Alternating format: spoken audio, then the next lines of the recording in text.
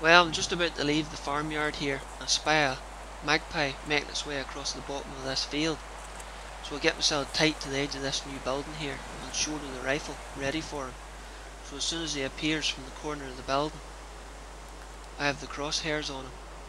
I'm not going to get a headshot off here as the bird's moving around too much. So I decide in a heart and lung shot. I'm just waiting for the bird to stay still long enough. There, and just when I think I've missed him, I spy him dropping out of the sky, just the other side of the barbed wire fence, into a thicket of briars.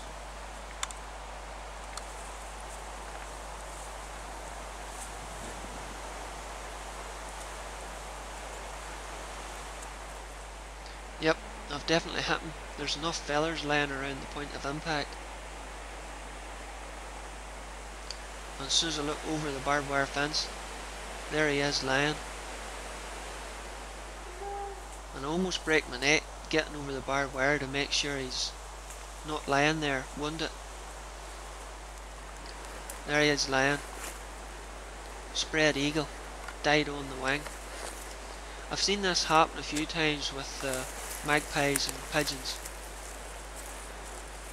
Shot through the heart and lung, getting maybe 5-10 yards before dropping dead, just in sheer adrenaline.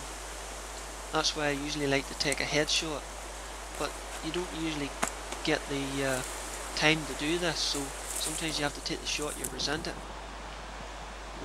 Further down the field I see these two rabbits out enjoying what light's left. I decide to try and stalk on closer. It's starting to turn into a real dirty evening. Autumn's starting to raise its head. I'm slowly making my way closer here, trying to use the dip in the ground to cover myself. And I leave my game bag off and shooting sticks down, as they're only going to get in the road. There's no real cover between me and these rabbits. I'm just slowly making my way closer, keeping quiet and trying not to look too threatening. They're used to seeing a lot of large livestock dandering about, so once I get within about 35 yards, they're quite content, but still very alert. I'm just about to take a shot at this rabbit here in the chest, when he skips out of the road as his mate spooks him from behind. So I'll go for the second rabbit, line up on his head, get him clean, quickly reloading onto the second rabbit. And just as I'm about to pat myself on the back for 2 good shots, I realise the second rabbit's just not dead yet. That's more than nerves it's making it kick about, so I quickly reload and keep the rabbit in the sights, looking for a second opportunity, and take him.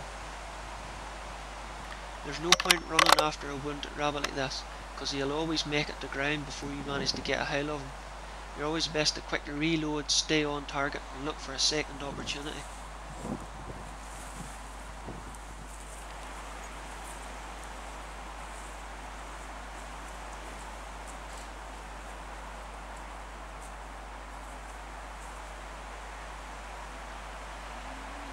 The first pellet hit the rabbit in the head, but it must have skied it off the outside instead of passing through the brain, whatever angle it hit it at, but the second pellet killed it stone dead.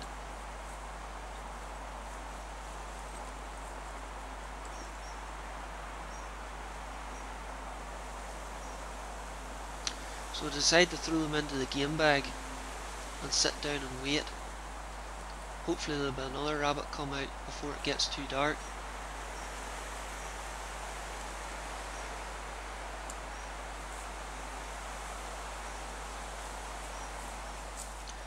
You can see by the cut of my rear end, it's quite wet.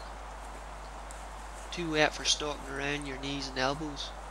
So a nice dry seat here will do lovely for the end of the evening.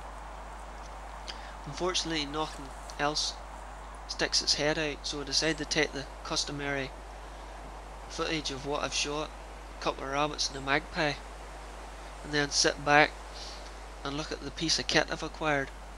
It's called an acu cover. It's a lens cover with 4 illuminated arrows on it. It's supposed to help stop you from canting the rifle from side to side.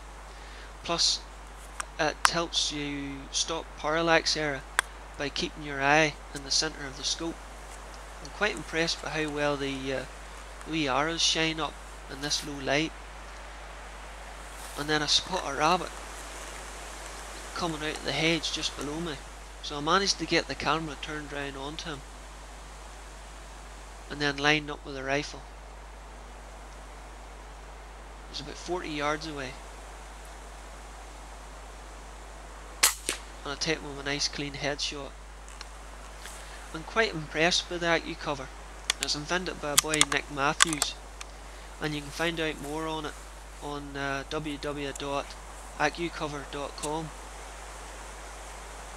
Even if you don't think it's going to increase the accuracy, it still makes a good lens cover as it folds all the way back so it doesn't cleak on the brim of your hat while you're shooting.